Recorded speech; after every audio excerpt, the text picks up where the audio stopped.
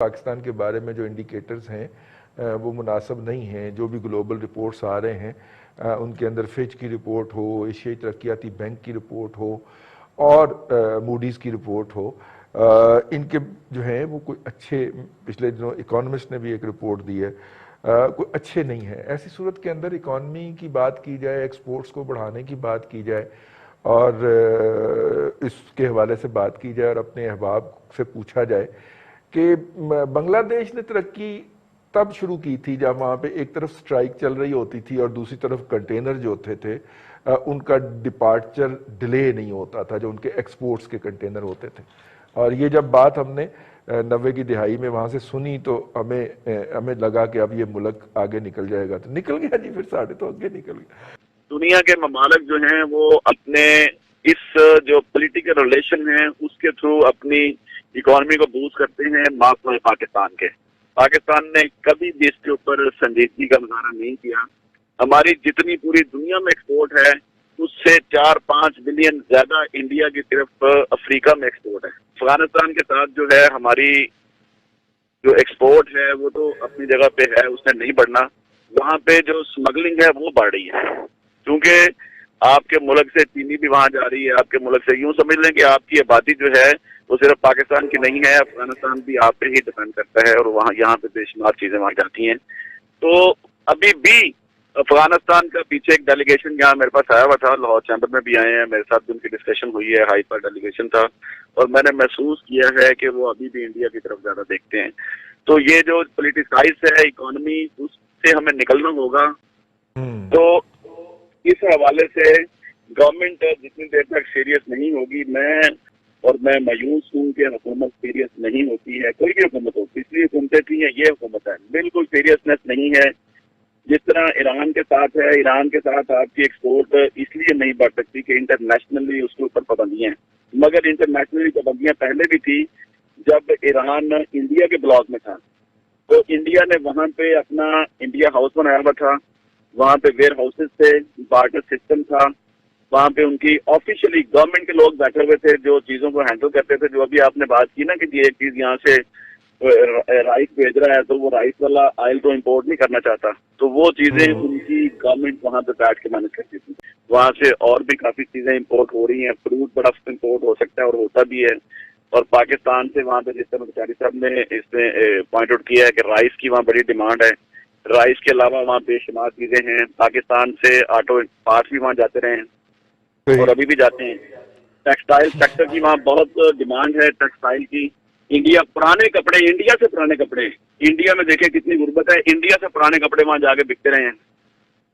तो लिहाजा ये बार्टर सिस्टम गवर्नमेंट की पार्टिसिपेशन के बगैर नहीं हो सकता। भाई साहब, मैं तो इस बात से परेशान हो रहा हूँ कि आपने जो आज टॉपिक रखा, आप फ्री ने आप पे कि पाकिस्तान में आपका जो एक्सपोर्ट का आपको एक कीड़ा है वो पता नहीं क्यों बार बार आपको तंग कर रहा है, मेरी तो समझ में नहीं आ रही। आपने क्या एक्सपोर्ट करना मुझे बताएं अफगानिस्तान, और क्या एक्सपोर्ट करना है आपने ईरान में? अब ये सिर्फ थोड़ी सी, अगर यूनाइटेड नेशंस का एक कोई उनका डाटा है ऑफिशियल जो पूरी दुनिया की ट्रेड देखता है, उसका अगर आप देखें तो उसके तो हालात और ही हमें कुछ बताते हैं कि 2000 जो अफगानिस्तान की आपके साथ ट्रेड थी जो 2011 में थी वो थी $2.6 बिलियन की। वो घटते घटते अब रह गई सारी $1 बिलियन के पास आसपास। इसी तरह ईरान के साथ आपकी जो 2017 में एक्सपोर्ट थी वो थी जी $930 मिलियन की, यानी 1 अरब के आसपास, पौना अरब, कम पौना अरब से ऊपर, काफी ज्यादा, 1 अरब डॉलर से तकरीबन। तो अब बात यह है जी कि आप क्या एक्सपोर्ट करना चाहते हैं वहां पे, आप क्या भेजेंगे, क्या वहां पे आपके क्या मुल्क में चीजें मौजूद हैं? आपकी अपनी चीजें तो कंट्रोल हो नहीं रही हैं आपसे। आटा यहाँ पे महंगा कर रहे हैं, ठीक, पूरी नहीं हो रही। आटा आपने महंगा किया, वो सारा अफगानिस्तान स्मगल हो गया। चीनी आप करते हैं तो वो कहीं और चली जाती है। आटा सस्ता महंगा किया, महंगा किया, महंगा हो गया ना। चीनी आप करें, चावल यहाँ से भेज के देख लें, ऑलरेडी 200-250 रुपए किलो चावल है हमारे मुल्क में, तो वो आप मुझे बताइए वो एक्सपोर्ट कर देंगे तो वो 500 पे चला जाएगा। दावा यही है कि जखीरा अंदोजों को उल्टा लटका देंगे, फलाने को ये कर देंगे, आप एक्सपोर्ट करें, हम आपको फैसिलिटीज देंगे। किधर फैसिलिटीज देंगे? मैं और आप मिलके मुझे बताइए, कंपनी बना लेते हैं, हम भेज देते हैं चीजें, मैं आपको जो पैसे आपकी जेब में जो पेट्रोल डालते हैं हम वो भी हमारे से ले लेंगे हुकूमत। आप पता नहीं किस दुनिया में रहते हैं, मुझे तो ये समझ नहीं आ रही कि आप करना क्या चाहते हैं हमारे साथ। आप पहले अपने घर को तो पूरा कर लें, आपसे वही पूरा नहीं हो रहा। आप लगे हैं दूसरों की कमियां कुताइयां उसको देखने के, जनाब आप हमारे से ये ले लें हम कर देते हैं। कैसे करेंगे मुझे बताइए? यहाँ लोगों को खुराक पूरी नहीं मिल रही है, यहाँ लोगों को फल पूरा नहीं मिल रहा, यहाँ लोग अनार जो है, जो अनार मैं कल तो कीमत सुन के तो मेरे तो धुआं निकल आया 800 रुपए किलो के। मैं तो कहा ये क्या हो गया इधर पाकिस्तान में, क्या अनार जो है वो भी इंपोर्टेड हम खाएंगे सारा कुछ, लोकल कुछ भी नहीं मिल रहा।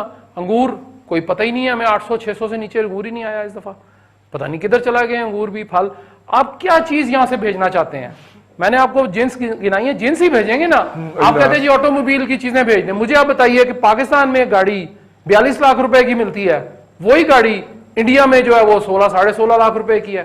जो पाकिस्तान में 18 लाख रुपए की गाड़ी है वो इंडिया में, आप कीमत की करेंसी का फर्क निकाल लें, डबल होगी हमारे से उनकी। वो 6-6.25 लाख की मिलती है, यहाँ पे वो 18 लाख की मिलती है, 1 गुना 3 गुना ज्यादा। क्यों ऐसा कर दिया हमने? आप कहते जी हमने अपनी ऑटोमोबाइल इंडस्ट्री को फरोग देना है। ओ भाई मुझे तो ना लूटें आप, मेरा तो कम से कम मेरी जो जान, मेरी जो जरूरत है, मेरी जरूरत जो मेरी जान के लिए जरूरियात है वो तो पूरी कर दें। दवाइयां को आपने बढ़ा दी, 1300 रुपए की गोलियां कर दी आपने ब्लड प्रेशर की, तो मेरा तो ब्लड प्रेशर ऑटोमेटिकली ऊपर चला जाएगा जब मैं ऊपर जो सुनूंगा। अब आप कहते हैं जी हमने ईरान के साथ बड़ी हमने पिंगे बढ़ानी है। ईरान आपके साथ कब खड़ा है मुझे बता दें? ईरान तो हमेशा इंडिया की तरफ था, उन्होंने तो चाह बाहर वाली जो लेकिन अब वो चाइना की तरफ हुआ है ना थोड़ा सा। भाई साहब दोस्त का दोस्त भी होता है, ठीक होगी बात, दोस्त का दोस्त दोस्ती होगा, लेकिन मुझे बता दीजिए कि आपने ईरान को देना क्या है? क्या देंगे मुझे बता दीजिए? कोई एक जिन्स का नाम ले दें मुझे आप कि जी हम ये दे देते हैं, कपड़ा देना है, कॉटन हमारे पास नहीं है। अभी हम आप क्या समझते हैं कि जी हमारे भारत से ताल्लुकात खराब हैं तो भारतीय चीजें, भारतीय मिठाई जो है वो हल्दीराम की मिठाई आपको लाहौर के अंदर बैठे बड़े स्टोर्स के ऊपर अवेलेबल है, आप ले लें। बिल्कुल और एक्सपायर्ड नहीं होंगी। अभी पिछले दिनों आपने वहां से मिर्चें भी इंपोर्ट की हैं जी अपने किचन के लिए। जी जी जी जी वो मिलती है, सारा कुछ मिलता है। आप चले जाए एक्वरी मंडी में, वो बता देंगे कि जी इंडियन मिर्च है, वाया कहां से आया मुझे नहीं पता, लेकिन वो मिलती है। अब क्या हम किस तरफ जाना चाहते हैं? हम क्या बिजली बाहर से लेनी, हमने अपना कुछ नहीं करना, बिजली की तार नहीं मिल रही, हमें ये नहीं मिल रहा। बहुत अच्छी बात है आप एक्सपोर्ट्स बढ़ाएं, मैं इस बात पे हूं कि हमें अपनी एक्सपोर्ट बढ़ानी चाहिए, हमें एक अच्छा हमें ज़र मुबादला मिलेगा, क्यों नहीं मिलना चाहिए, लेकिन उसके लिए कम से कम कोई प्लान, कोई नियत तो करें ना। हमने पहला स्टेप, ठीक है अच्छी बात है कि जॉइंट चैम्बर ऑफ कॉमर्स बन गया, सुहेल साहब उसके सदर भी बन गए। बात यह है कि आप, मैं आज के प्रोग्राम की डेट आप अपने जेहन में रख लें, पर्ची लिख के रख लें, हम 1 साल के बाद दोबारा मिलेंगे और उसके बाद मुझे मैं पूछूंगा कि जी सुहेल साहब आप बताएं, सुहेल साहब के बाल अगर सीधे खड़े ना कर दिए हुकूमत ने, तो मैं इनसे एग्री करता हूं। देखें हमें सिर्फ ईरान के साथ नहीं जी, 48 ममालिक हैं इस्लामी, सऊदी अरब की एक्सपोर्ट इंपोर्ट कितनी है इंडिया के साथ, जरा वो अंदाजा लगा लें। जो हमारे इसी खित्ते में हमारा जो पड़ोसी मुल्क है भारत, उसका 6 टाइम्स ज्यादा ग्रोथ रेट है पाकिस्तान से, और 2050 तक ये कहा जाता है कि अगर यही ग्रोथ रेट रहा और इसी हुजम से इनकी इकोनॉमी भारत की बढ़ती रही तो वो पाकिस्तान के ग्रोथ रेट से 40 टाइम्स ज्यादा हो जाएगा।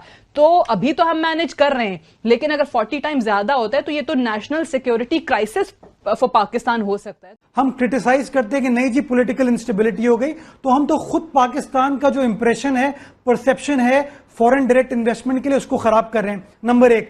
नंबर 2 सादिया, बड़ी इंपॉर्टेंट चीज ये है कि वजीर खजाना जो है वो कस्टोडियन है पाकिस्तान के पैसे का। ये शख्स पाकिस्तान में फॉरेन डायरेक्ट इन्वेस्टमेंट लाने का जिम्मेदार है। जिस शख्स पर खुद चोरी का इल्जाम है वो कैसे फॉरेन इन्वेस्टर्स को वो इंकरेजमेंट देगा कि आप आइए, पाकिस्तान के अंदर जो एनवायरनमेंट है वो बड़ी फीजिबल है, बड़ी वायबल है। This is the most unfortunate thing कि हम अपने हुकूमत के इंटरेस्ट में रियासत पाकिस्तान को नुकसान पहुंचाते हैं।